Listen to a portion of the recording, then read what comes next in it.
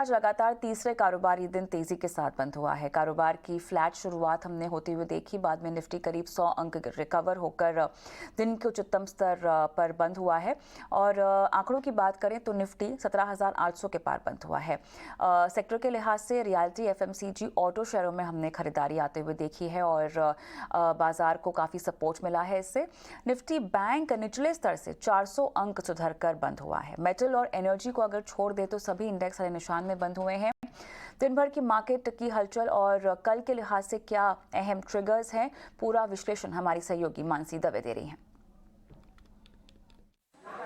बिल्कुल, तो बाजार ने फर्स्ट हाफ में थकान जरूर महसूस की, लेकिन उसके बाद सेकेंड हाफ में कमबैक था और अच्छी खासी मजबूती के बीच हमने ट्रेड्स देखे इंडेक्सेस में और साथ ही स्टॉक स्पेसिफिक मूव्स भी ढेर सारे नजर आए। अब ये मजबूती काबिले तारीफ इसलिए है क्योंकि मंथली एक्सपायरी के ठीक एक दिन पहले इतने अच्छे एक्शन के साथ बाजार में ट्रेड्स देखने को मिले। मंथली एक्सपायरी के ठीक एक दिन पहले वॉलेटिलिटी एंटिसिपेटेड है, जो दिखी भी, लेकिन वॉलेटिलिटी के बाद क्लोजिंग मजबूती के साथ रही। स्टॉक स्पेसिफिक एक्शन भी दिखा और ये एक्शन नतीजों के साथ क्लियर कट कनेक्शन रखता है। जहां जहां नतीजे अच्छे आ रहे हैं वहां स्टॉक में अच्छी मूवमेंट है, जहां नतीजे निराश कर रहे हैं वहां स्टॉक में मूवमेंट जो है वो नेगेटिव नजर आ रही है। मारुति के नतीजे आए ड्यूरिंग द सेशन, नतीजे अनुमान से कमजोर थे और उसी का इंपैक्ट था जो कि स्टॉक प्राइस में भी देखने को मिला। डाउन ट्रेंड्स नजर आए लेकिन उसके बाद सेटल हुआ करीब आधे % की मजबूती के साथ। इसके अलावा थीम्स अगर देखेंगे, होटल स्पेसिफिक, हॉस्पिटैलिटी स्पेसिफिक जो स्पेसेस है वहां पर अच्छा एक्शन है और इसी एक्शन को और ज्यादा समझने के लिए हमने during the day hotel sector से जुड़ी एक कंपनी के मैनेजमेंट से भी आपकी बातचीत कराई। एफएमसीजी कंजम्पशन थीम है जो कि लगातार फोकस में है। एफएमसीजी कंपनियों के और ऑटो कंपनियों के नतीजे आना शुरू हो चुके हैं। आईटी और बैंक्स के बाद ये दो स्पेसेस है जिस पर नजर रखनी चाहिए क्योंकि यहाँ पर अच्छा एक्शन देखने को मिला है। गुजरात बेस्ड कंपनियों पर आज फोकस रहा क्योंकि गवर्नमेंट की तरफ से पे आउट शेयर होल्डर्स के जो हैं उन्हें लेकर क्राइटेरिया में बदलाव किए गए और इस पॉलिसी के बाद हमने देखा 7 पीएसयू कंपनियां थी जो कि गुजरात बेस्ड हैं। GNFC, GSFC, Gujarat Gas, Gujarat Alkalies, GMDC, इन तमाम स्टॉक्स में अच्छे खासे एक्शन के बीच इनफैक्ट मजबूती जो है 10 से 11% तक की भी इन स्टॉक्स में देखने को मिली। तो क्लियर कट न्यूज फ्लो था और उस न्यूज फ्लो का एक्शन था जो कि इन स्टॉक्स में देखने को मिला। अब हैवी वेट्स की अगर बात करें, हैवी वेट्स में आज सबसे ज्यादा कंट्रीब्यूशन एचडीएफसी लिमिटेड और साथ ही एलएनटी के स्टॉक प्राइस में देखने को मिले, जहां मजबूती थी और इसी के पीछे एक्सिस बैंक, टीसीएस और एचयूएल जैसे काउंटर्स भी। एचयूएल पर नजर रखें, नतीजों से पहले यहाँ पर एक मूवमेंट नजर आ रही है और ये पॉजिटिव मूवमेंट है तो खास तौर से नजर रहनी चाहिए। कल आईटी से जुड़ी 3 दिग्गज कंपनियां हैं जिसके नतीजे आने वाले। अब याद कीजिए टीसीएस, इन्फोसिस के नंबर्स के बाद आईटी के सेंटिमेंट्स गड़बड़ाए थे। अब दूसरा सेट है जो कि आने वाला है, Wipro, Tech Mahindra, LTI, Mindtree. तीनों नंबर से ठीक पहले कॉशियस आउटलुक दिखा रहे। नतीजे कैसे आएंगे, मैनेजमेंट की कमेंट्री क्या है, इस पर नजर रहेगी। जैसे नंबर्स आएंगे वो आपके सामने हम रखेंगे। इसके अलावा लूजर्स, आज रिलायंस के स्टॉक ने फर्स्ट हाफ में मूवमेंट दिखाई लेकिन सेकंड हाफ तक हमने देखा बिकवाली का दबाव वहां हावी होता दिखा और इसी लिस्ट में कोटक बैंक, हिंडाल्को, एनटीपीसी और बजाज ऑटो जैसे स्टॉक्स भी थे जहां बिकवाली के दबाव के साथ ही क्लोजिंग हमने ड्यूरिंग द डे देखी। तो पॉजिटिव मूवमेंट में हैवी वेट्स थे और साथ ही नेगेटिव मूवमेंट में भी कुछ हैवी वेट्स थे। मिड कैप ब्रॉडर इंडेक्सेस अच्छा एक्शन दिखा रहा था इस लिस्ट में। Mid cap IT, mid cap banking और mid cap real estate plays थे जैसे Prestige Estate, Oberoi realty, NHPC, oil India और फार्मा। इन तमाम स्टॉक्स में अच्छा एक्शन देखने को मिला। तो एक स्टार्ट म्यूटेड जरूर रहा लेकिन क्लोजिंग तक बाजार ने अपने आप को बेहतरीन तरीके से संभाला। 17,800 के पार निफ्टी की क्लोजिंग, करीब 50 अंकों की तेजी। बैंक निफ्टी में पॉजिटिव क्लोजिंग और 60,300 के पार हमने देखा सेंसेक्स में क्लोजिंग। तो अच्छी खासी सेशन की क्लोजिंग दिखी। मंथली एक्सपायरी भी ऐसी पॉजिटिव रहे, यही उम्मीद। चलिए, तो ये था बाजार का पूरा राउंड अप, लेकिन नतीजों की बात करते हैं। मारुति सुजुकी ने अपनी चौथी तिमाही के नतीजे जारी कर दिए हैं और नतीजे कैसे रहे हैं हमारी सहयोगी सृष्टि शर्मा बता रही है। मारुति सुजुकी के नंबर्स की बात करें तो अनुमान के मुताबिक ही आते हुए नंबर्स दिखे हैं। हालांकि जो कंपनी का EBITDA और प्रॉफिट है वो अनुमान से थोड़ा सा बेहतर ज़रूर है, पर इनकी आय और मार्जिन देखें तो ये दोनों नंबर्स अनुमान के मुताबिक आए हैं। कंपनी की आय इस बार साल दर साल करीब 20% बढ़ती हुई दिखी है, करीब 32,048 करोड़ पे आंकड़ा रहा है। वहीं अगर EBITDA की बात करें तो 38% का वहाँ पे जंप देखने को मिला है। मार्जिन देखें तो FY21 के बाद इस वित्तीय वर्ष में हमने देखा है 10% से भी ऊपर के कंपनी के मार्जिन्स रहे हैं 10.5% पे। और आखिरी में प्रॉफिट फिगर जहां पे हम 2500 करोड़ के आसपास ये आंकड़े की उम्मीद कर रहे थे, 2600 करोड़ कंपनी का मुनाफा देखने को मिला है। तो ये तो रही नंबर्स की बात, बट इसके अलावा कंपनी ने अपनी क्षमता विस्तार के प्लान्स भी बताए हैं और बोर्ड का अप्रूवल भी मिल चुका है। जो इनका मानेसर प्लांट है जो कि साल में 13 लाख यूनिट्स बनाता है, अब उसमें 10 लाख यूनिट्स और प्लांट कैपेसिटी एडिशन वो कंपनी करेगी और एक फेज मैनर में ये केपेक्स होता हुआ नजर आएगा, ऐसा कंपनी ने और बोर्ड ने अप्रूवल दिया है। पर फिर से एक बार नंबर्स पे देखें तो कंपनी का जो मुनाफा बढ़ा है, इस बार हमने देखा वॉल्यूम्स अच्छे रहे हैं, रियलाइजेशंस बेहतर थे, तो वो सारे फैक्टर्स प्ले इन करे हैं। पर कंपनी का जो मटेरियल कॉस्ट है वो तिमाही दर तिमाही बढ़ता हुआ नजर आया है। 75.7% पे था इनका मटेरियल कॉस्ट, वो बढ़ के 76.1% पे आ गया है। तो वो देखना होगा कि किस तरीके से कंपनी प्लान करती है इस कॉस्ट को कम करने के लिए, जो कि चिंताएं पूरे मार्जिन्स पे भी आ सकती हैं। पर कहीं ना कहीं अगर नंबर्स देखें तो डिसेंट सेट मारुति सुजुकी की तरफ से। ग्लैंड फार्मा को लेकर एक बड़ी खबर आ रही है। फोर्टिस फार्मा ने ग्लैंड फार्मा में हिस्सा बिक्री का फैसला वापस ले लिया है और पूरी खबर क्या है, अनुराग जोशी हमारे सहयोगी समझा रहे हैं। शंघाई फॉर्च्यून फार्मास्यूटिकल ग्रुप जो एक चीन का कॉन्ग्लोमरेट है, वह पिछले 6 महीने से ग्लैंड फार्मा जिसमें उसकी 58% भागीदारी है, इस भागीदारी को बेचने की वो कोशिश कर रहा था और कई कंटेंडर्स जो हैं वो आए और उनसे बातचीत, फॉर्च्यून फार्मा की बातचीत चल रही थी। अभी हमारे सूत्रों के मुताबिक फॉर्च्यून फार्मा ने ये प्लान वापस ले लिया है और इसका कारण ये है कि जो वैल्यूएशन है उस पे फॉर्च्यून फार्मा और जो कंटेंडर्स, जो प्रत्याशी, जो लोग आए ये स्टेक को खरीदने के लिए, उसमें काफ़ी मतभेद पैदा हुए और इसी वजह से उन्होंने ये प्लान को वापस ले लिया है। अभी अगर हम आपको इस कंपनी के बारे में थोड़ा बैकग्राउंड दे दें, 2016 में फॉर्च्यून फार्मा ने ग्लैंड फार्मा में 86% भागीदारी खरीदी थी केकेआर और जो प्रमोटर्स हैं उनसे। उस समय केकेआर ने अपनी सारी हिस्सेदारी फॉर्च्यून फार्मा को बेच दी थी और उस समय फॉर्च्यून फार्मा ने करीब 1.3 बिलियन डॉलर्स में ये कंपनी में ये भागीदारी खरीदी थी। उसके बाद 2020 में ग्लैंड फार्मा का एक आईपीओ आया जिसके तहत फॉर्च्यून फार्मा का जो कंपनी में जो भागीदारी थी वो 86% से घटकर 58% हो गई है और फॉर्च्यून फार्मा इसी 58% को पिछले कुछ महीनों से बेचने की कोशिश कर रहा था, जो अभी उसने विड्रॉ कर लिया है। आगे बढ़ते हैं। आज कैबिनेट की बैठक होने वाली है। बैठक में नेशनल मेडिकल डिवाइस पॉलिसी को कैबिनेट से मंजूरी मिल सकती है और इसकी तमाम डिटेल्स हमारे सहयोगी प्रकाश प्रियदर्शी दे रहे हैं। देखिए, आज कैबिनेट की अहम बैठक है और सूत्रों के हवाले से जो जानकारी हमें मिल रही है उसके हिसाब से सरकार नेशनल मेडिकल डिवाइस पॉलिसी को मंजूरी दे सकती है। इसके ज़रिए सरकार की योजना ये है कि आने वाले दिनों में भारत मेडिकल डिवाइस मैन्युफैक्चरिंग के मामले में ग्लोबल हब बने और योजना ये तैयार की गई है कि तमाम तरह के इंसेंटिव्स जो है वो इंडस्ट्री को दी जाएगी जो कि मैन्युफैक्चरिंग यूनिट लगा रहे हैं, अगर आप मेडिकल डिवाइसेस की बात करें। साथ ही साथ मैन्युफैक्चरिंग यूनिट लगाने के लिए सिंगल विंडो क्लियरेंस की सुविधा दी जाएगी। पीएलआई के तर्ज पर इंसेंटिव्स प्लान की घोषणा की जा सकती है ताकि इंडस्ट्री जो है यूनिट लगाने के लिए आगे आए। इसके अलावा कैसे प्राइवेट इन्वेस्टमेंट को बढ़ावा दिया जाए, जो वेंचर कैपिटल फंडिंग है उसमें कैसे तेज़ी लाई जाए, ये तमाम ऐसे प्रस्ताव हैं जिस पर आज कैबिनेट जो है अपनी मुहर लगा सकती है।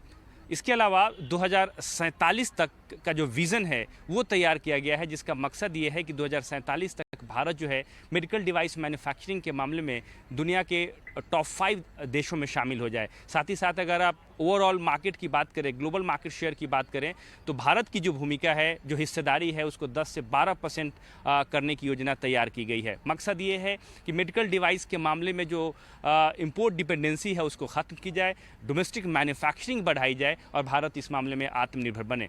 ये बैठक पहले 11:30 बजे होनी थी, लेकिन अब सूत्र हमें बता रहे हैं कि इसको रीशेड्यूल कर दिया गया है और अब कैबिनेट और सीसीए की बैठक जो है 5 बजे होगी और ये उम्मीद की जा रही है कि आज इस बैठक में कैबिनेट जो है नेशनल मेडिकल डिवाइस पॉलिसी को अपनी मंजूरी दे देगी। जी आगे बढ़ते हैं और इंश्योरेंस ग्राहकों के लिए अच्छी खबर है। इस साल टर्म इंश्योरेंस प्रीमियम में बढ़ोतरी नहीं होगी और पूरी खबर बता रहे हैं हमारे सहयोगी अनुराग शाह। कोविड के बाद से ही टर्म इंश्योरेंस को लेकर जागरूकता बढ़ी है, टर्म इंश्योरेंस की डिमांड बढ़ी है और हमने देखा था हर साल टर्म इंश्योरेंस के प्रीमियम में भी बढ़ोतरी हो रही थी। लेकिन इस साल अच्छी खबर है कि कंपनियों के द्वारा टर्म इंश्योरेंस की कीमतें नहीं बढ़ाई जाएगी और उसकी मुख्य वजह है कि जो री इंश्योरेंस कंपनियों के द्वारा रिन्यूअल किया गया है लाइफ इंश्योरेंस कंपनियों के टर्म इंश्योरेंस पोर्टफोलियो का, वहाँ पर कीमतों में बढ़ोतरी नहीं की गई है और हो सकता है कि कुछ कंपनियां अपने प्रीमियम के अंदर कटौती भी कर दे, जो बेनिफिट है वो ग्राहकों को पास ऑन करे। कोविड की वजह से काफ़ी दबाव था, री इंश्योरेंस कंपनियों का जो एक्सपीरियंस था वो खराब था और इस वजह से कंपनियों के द्वारा लगातार प्रीमियम में बढ़ोतरी की गई। 38 से 40% तक जो है दिग्गज कंपनियों के द्वारा प्रीमियम में बढ़ोतरी की गई थी। लेकिन अब जो है वो एक्सपीरियंस बदल गया है कि री इंश्योरेंस कंपनियों पर प्रेशर नहीं है दरें बढ़ाने का। हमारे द्वारा एक कंपैरिजन भी किया गया है, 5 जो टॉप लाइफ इंश्योरेंस कंपनियां हैं उसका जनवरी 2022 के अंदर 1 करोड़ की टर्म पॉलिसी 40 साल के लिए ली जाती थी 30 साल के व्यक्ति के द्वारा, तो उसका प्रीमियम क्या था, तो LIC का जो प्रीमियम था वो 14,122 था और वो बढ़ के 18,992 रुपये हो गया। इसकी मुख्य वजह ये भी है क्योंकि 3.5 साल तक सितंबर 2019 के अंदर LIC ने टेक टर्म प्रोडक्ट को लॉन्च किया था और नवंबर 2022 तक प्रीमियम नहीं बढ़ाया था, लगभग 3.5 साल तक। तो यहाँ पर LIC के द्वारा थोड़ा हाइक किया गया है। लेकिन उसके अलावा जो बाकी की दिग्गज कंपनियां हैं, HDFC लाइफ, उसके प्रीमियम में कटौती हुई है। ICICI प्रू और SBI लाइफ के द्वारा प्रीमियम में कोई बदलाव नहीं किया गया पिछले 1.25 साल के अंदर। और मैक्स लाइफ के द्वारा भी अगर हम देखें तो मामूली बढ़ोतरी की गई है प्रीमियम में। तो जिस तरह से टर्म इंश्योरेंस को लेकर जागरूकता बढ़ रही है, डिमांड बढ़ रही है और री इंश्योरेंस कंपनियों का जो अब सपोर्ट मिल रहा है रिन्यूड कॉन्ट्रैक्ट में, जहां पर उन्होंने दरें नहीं बढ़ाई है, तो इन सब चीज़ों को देखते हुए लाइफ इंश्योरेंस कंपनियों के द्वारा मौजूदा वित्त वर्ष में दरों में बढ़ोतरी नहीं की जाएगी। आगे बढ़ते हैं। देश में पेंशन लिटरेसी बढ़ाने की जरूरत है और इसमें ग्रामीण बैंकों की भूमिका अहम हो सकती है। 18 स्वदेश से पद संभालने के बाद एक्सक्लूसिव बातचीत में PFRDA चेयरमैन दीपक मोहंती ने कहा है कि ज़्यादा से ज़्यादा ग्रामीण क्षेत्रों के लोगों को NPS से जोड़ना ज़रूरी है। साथ ही उन्होंने एक सकारात्मक पहल दिखाते हुए कहा कि पिछले वित्त वर्ष में NPS से 10 लाख लोग जुड़े, इस साल 13 लाख लोगों तक पहुँचने का लक्ष्य है। आपको बता दें कि NPS में अब तक 9 लाख करोड़ का निवेश हुआ है। देखिए हमारी इस खास बातचीत के अंश। बेहद खास मेहमान हमारे आज की इस चर्चा में मेरे साथ जुड़ गए हैं PFRDA के चेयरमैन दीपक मोहंती। दीपक सर, स्वागत है आपका और कंग्रेचुलेशंस, मुबारकबाद चेयरमैन की उपाधि अब संभालने के लिए। क्योंकि आपने कमान संभाली है तो क्या वो तुरंत बदलाव हैं जो आपके एजेंडे में हैं, जिन पर आप तुरंत प्रभाव से अब काम करना शुरू कर चुके हैं? नमस्कार कविता, और आपकी शुक्रिया आपकी शुभकामना के लिए। देखिए, पेंशन जो है कि सबके पास पेंशन का साधन होना चाहिए। जब हमारा कामकाजी जीवन समाप्त हो जाती है, क्या स्लो डाउन हो जाते हैं, तो कोई रेगुलर इनकम का साधन होना चाहिए। उसके लिए पेंशन एक अच्छा जरिया है। सो उससे चलते हुए हमने जो ये 2 स्कीम चलाए हैं, एक तो APY है, अटल पेंशन योजना, और दूसरा NPS है। सो हमारा लक्ष्य रहेगा कि ज़्यादा से ज़्यादा लोगों को पेंशन का प्रबंध हो सके। तो उसके चलते हुए दूसरी बात है कि हम जो करेंगे कि ये पेंशन का लिटरेसी जो है कि उसका जो वित्तीय नॉलेज जो होना चाहिए, तो उसको भी हम आगे बढ़ाएंगे। और दूसरी बात ये होगी कि जो पेंशन का जो इंटरमीडिएरी है कि जो लोगों के पास जाते हैं और उनको पेंशन लेने के लिए इनकरेज करते हैं, सो वो इकोसिस्टम हमने जो उसको भी हमने बढ़ाया है। अभी हमने एजेंट का भी नियुक्ति किया कि जिसमें लोग के पास पहुंच सके और ये पेंशन के लिए उनको हमारे साथ जोड़ सकते हैं पेंशन सिस्टम में। और दूसरी बात है कि हम जो देख रहे हैं कि जो इंटरमीडिएट रीजनल रूरल बैंक्स वो खाली एपीवाई करते हैं, तो हमारा ये एक लक्ष्य होगा कि वो एनपीएस भी करें। क्योंकि देखिए जो ग्रामीण क्षेत्र में है, इनफॉर्मल सेक्टर में है, लोगों के पास पैसे भी है, मगर कि जो हमेशा रेगुलर उनका इनकम नहीं होता, इनकम का भी लंपी होता है। कि जैसे कि आप देखिए ग्रामीण क्षेत्र में है, आपका जब फसल निकलती है तब पैसा ज़्यादा आ जाता है। तो उसके लिए एनपीएस एक अच्छा साधन है जिसमें लंपी इनकम होता है, आपको हर एक महीने में कुछ पैसा डालने का जरूरत नहीं है। तो जब आपके पास पैसा आ जाए आप उसको डालें। कंट्रीब्यूशंस को लेकर और सब्सक्राइबर बेस को लेकर आंकड़ा कहां तक पहुंचा है और इस नए वित्त वर्ष में आप और क्या-क्या अचीव करना चाहते हैं कंट्रीब्यूशन सब्सक्राइबर्स को लेकर?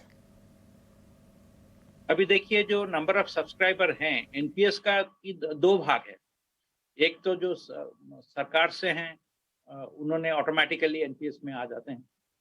तो हमारा जो लक्ष्य रहेगा जो गैर सरकारी क्षेत्र से हैं, जैसे कि एनपीएस कॉर्पोरेट सेक्टर है और आम आदमी के लिए जो है कि एनपीएस ऑल सिटीजन्स मॉडल, बल्कि स्कीम तो वही है कि वही चॉइस जो गवर्नमेंट के पास है, उसी चॉइस उसी साधन भी दूसरों के पास है।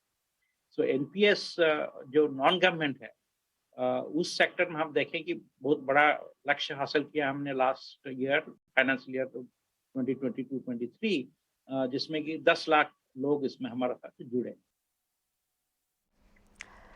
चलिए, ये पूरी बातचीत आप आज रात को 8 बजे बनो अपना फाइनेंस मिनिस्टर में देख सकते हैं। लेकिन हम आगे बढ़ते हैं। केंद्र सरकार की पीएलआई स्कीम के अब पॉजिटिव नतीजे सामने आने लगे हैं। 18 स्वदेश से खास बातचीत में डीपीआईटी के एडिशनल सेक्रेटरी राजीव सिंह ठाकुर ने कहा है कि पीएलआई स्कीम के चलते 14 सेक्टर्स को फायदा मिला है और उनके परफॉर्मेंस में सुधार आया है। कुछ सेक्टर्स ने अच्छा किया है, जैसे इलेक्ट्रॉनिक्स ने अच्छा किया है और फार्मा ने अच्छा किया है। बाकी सेक्टर्स ने इतना अच्छा नहीं किया है, तो आप क्या इसका एक छोटा सा हमें असेसमेंट दे सकते हैं? जी, एक तो इसका बड़ा कारण ये हो सकता है कि जो 14 सेक्टर्स में से जैसे कुछ सेक्टर्स हमको लग रहा है अच्छा कर रहे हैं, मतलब वहाँ डिसबर्समेंट अच्छा हो रहा है पीएलआई का। उसका एक बड़ा कारण ये भी हो सकता है कि जो कुछ स्कीमें जिनको उन्होंने पहले से अंदाजा था कि हमको टाइम लगेगा इसमें इन्वेस्टमेंट आने में और फैक्ट्रियों को खड़ा करने में, ट्रांसफर ऑफ टेक्नोलॉजी में और प्रोडक्शन चालू होने में और फाइनली इंसेंटिव बढ़ने में, एक ये कारण भी हो सकता है। दूसरा कि जैसे कि मैंने कहा भी कि कुछ जगह इन्वेस्टर्स को शायद जो यूरोप में युद्ध की स्थिति है उसके कारण भी एक ओवरऑल जो इकोनॉमिक सिचुएशन है, ग्लोबल इकोनॉमी के ट्रेंड्स हैं और उनको जो इन्वेस्टमेंट क्लाइमेट नज़र आ रहा है एक्सपोर्ट के ऑर्डर्स वगैरह के हिसाब से, उसके कारण भी कुछ जगहों पर लगता है उनको एक सेकंड थॉट वाली बात आई। लेकिन अब मुझे लग रहा है थोड़ा सा 2023 में हम देख रहे हैं चीज़ें थोड़ी सुधर रही हैं और मुझे उम्मीद है कि ये बाकी सेक्टर्स भी जल्दी ही पटरी पे आकर ठीक से काम करेंगे। आप जिस तरीके से डिसबर्समेंट हुआ है फंड्स का और जिस तरीके से उनका यूज हुआ है और उनका इन्वेस्टमेंट हुआ है आगे, क्या आप इससे खुश हैं? ये कहना ठीक नहीं होगा कि खुश या नाखुश, लेकिन हाँ क्योंकि लेकिन 1,97,000 करोड़ का जब हमको पूरा पीएलआई में इंसेंटिव देना है तो ये हमेशा एक वर्क इन प्रोग्रेस टाइप की स्थिति है। और जैसा कि मैंने अभी 2-3 बार कहा कि अगले 2 से 3 साल हमारे लिए काफ़ी महत्वपूर्ण रहेंगे और मुझे उम्मीद है कि सारे सेक्टर्स मिलकर उस स्थिति में ले आएंगे जिससे कि पीएलआई एक नई ऊंचाइयों पर जाएगा। चलिए आगे बढ़ते हैं और अब बात स्वदेशी नैनो डीएपी की। आज उर्वरक के मामले में देश को आत्मनिर्भर बनाने की दिशा में एक अहम भूमिका हासिल की गई है। नैनो यूरिया के बाद अब देश में नैनो डीएपी बनने की शुरुआत हो गई है। केंद्रीय गृह मंत्री अमित शाह ने इफ्को के नैनो डीएपी लिक्विड फर्टिलाइजर को देश को समर्पित किया है। करीब 1 सप्ताह के भीतर पूरे देश भर में किसानों को ये मिलने लगेगा और इफ्को किसान सेवा केंद्रों और सहकारी समितियों के जरिए नैनो डीएपी उपलब्ध होगा। नैनो यूरिया और नैनो डीएपी के इस्तेमाल से किसान अपने फसल की पैदावार और गुणवत्ता को बढ़ा सकते हैं। एक तो सहकारी समितियां जो बनी है, सफल है, वो अपने तय सांचे से, तय ढांचे से बाहर निकलते हुए अनुसंधान और नए नए क्षेत्रों के में पदार्पण के दृष्टि से आज इफ्को सभी राष्ट्रीय सहकारी समितियों के लिए प्रेरणा का स्रोत बना है। ये अभिनंदन। दूसरा, आज का ये लिक्विड डीएपी नैनो का इफ्को का प्रोडक्ट का लॉन्चिंग ये फर्टिलाइजर के क्षेत्र में भारत को आत्मनिर्भर बनाने के लिए एक महत्वपूर्ण शुरुआत है। और अब बात कोरोना की। लगातार 3 दिनों की गिरावट के बाद आज देश में कोरोना ग्राफ में उछाल देखने को मिला है। पिछले 24 घंटों में कोरोना के 9,629 नए मामले दर्ज किए गए हैं। वहीं 29 नई मौतों के बाद देश में अब तक कोविड से जान गंवाने वालों की संख्या बढ़कर लगभग 5,31,398 हो गई है। पिछले 24 घंटों में 11,967 लोग वायरस से ठीक भी हुए हैं और राष्ट्रीय रिकवरी दर जो है वो 58.68% रही है। डेथ रेट की बात करें तो यहाँ पर 1.18% दर्ज किया गया है। बता दें आपको 25 अप्रैल को भारत ने 6,660 नए कोविड के मामले दर्ज किए थे और इससे पहले 7,178 नए मामले रिपोर्ट किए गए हैं। लेकिन दिल्ली, महाराष्ट्र, केरल ऐसे राज्य हैं जहां पर कोरोना के सबसे ज्यादा केसेस सामने आ रहे हैं।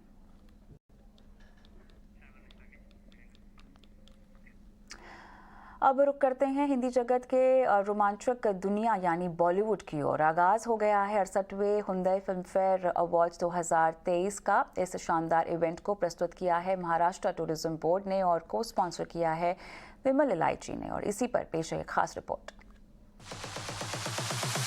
तैयार हो जाइए एक ऐसी शाम के लिए जहां आप देखेंगे हिंदी सिने इंडस्ट्री की आन बान और शान को। जी हां, हम बात कर रहे हैं महाराष्ट्र टूरिज्म बोर्ड के साथ 68वें ह्युंडई फिल्म फेयर अवार्ड्स 2023 की सह प्रस्तुत विमल इलायची। यहां आप अपने पसंदीदा सितारों को करीब से देख सकते हैं और हिंदी फिल्म इंडस्ट्री की इस महाजश्न में शामिल हो सकते हैं। अपने हास्य, आकर्षण और स्वभाव से इस शाम को यादगार बनाएंगे बॉलीवुड के टाइगर सलमान खान। उनका साथ देंगे मनीष पॉल और आयुष्मान खुराना। फिल्म फेयर की इस शाम को और रोमांचक बनाने के लिए स्टेज पर उतरेंगे बॉलीवुड के सितारे। आपके मनोरंजन के लिए खास पेशकश होगी विकी कौशल, गोविंदा, टाइगर श्रॉफ, जानवी कपूर और जैकलीन फर्नांडिस जैसे सितारों की। जियो वर्ल्ड कन्वेंशन सेंटर में 27 अप्रैल शाम 6 बजे शुरू होगा ये अविश्वसनीय कार्यक्रम। अपने इस शाम को यादगार बनाने के लिए तुरंत बुक माई शो पर जाएं और टिकट बुक करें। फिल्म फेयर अवार्ड्स को आप देख सकते हैं 28 अप्रैल 2023 को रात 9 बजे सिर्फ कलर्स और जियो सिनेमा पर।